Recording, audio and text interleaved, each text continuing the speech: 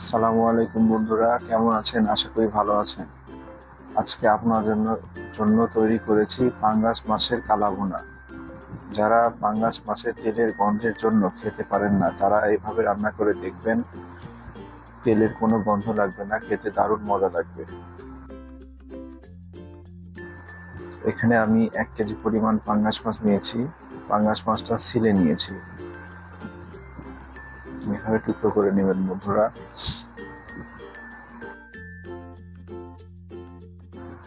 সাথে 1 টুকরো তেলও নিয়েছি।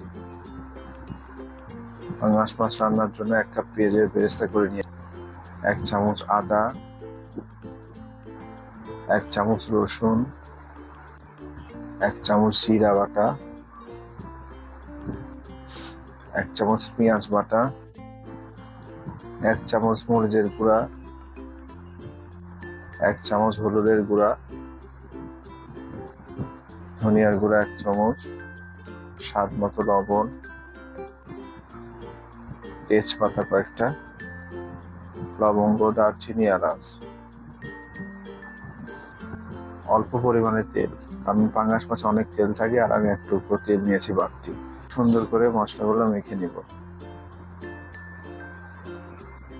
যারা আমার চ্যানেলকে সাবস্ক্রাইব করেছেন তাদেরকে অসংখ্য ধন্যবাদ। আর যারা সাবস্ক্রাইব করেননি তারা অবশ্যই আমার চ্যানেলকে সাবস্ক্রাইব করবেন ও প্লিজ একটি করে লাইক দিবেন।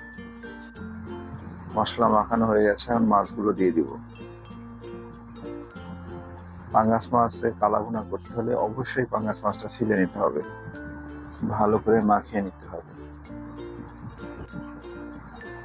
যারা আমার ভিডিওটা দেখেন তারা অবশ্যই আমার একটি লাইক দিবেন আর ভিডিওটা না কেটে পুরোপুরি দেখবেন, তাহলে রান্নাটা ভালো করে শিখতে পারবেন।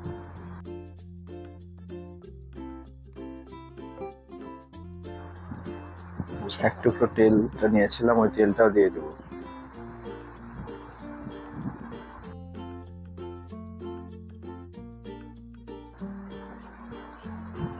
মাখানো হয়ে গেছে, এখন 1 ঘন্টা ম্যারিনেট করে রেখে দেব।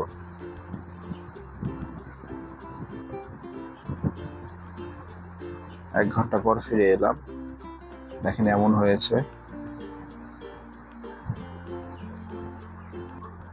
রান্না করার জন্য চুলাতে বসিয়ে দেব।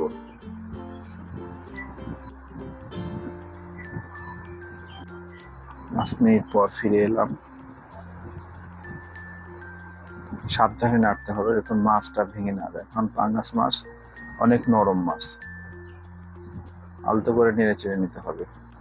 স্বাদ ও ফ্লেভারের জন্য কয়েকটা কাঁচামরিচ দিয়ে দেব।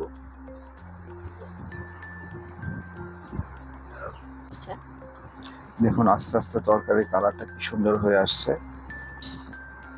এখন মাছটা উল্টে দেব। অফ ক্যামেরায় লেবুর রস ব্যবহার করেছি, আপনারা লেবুর রস ব্যবহার করবেন, মাছের কোনো গন্ধ থাকবে না, খেতে আরো টেস্ট হবে। এই পাঙ্গাস মাছের কালাভুনা রেসিপিটা ঝুরঝুরে সাদা ভাতের সাথে খেতে অনেক মজা লাগবে, গোস্তের মতনই লাগবে।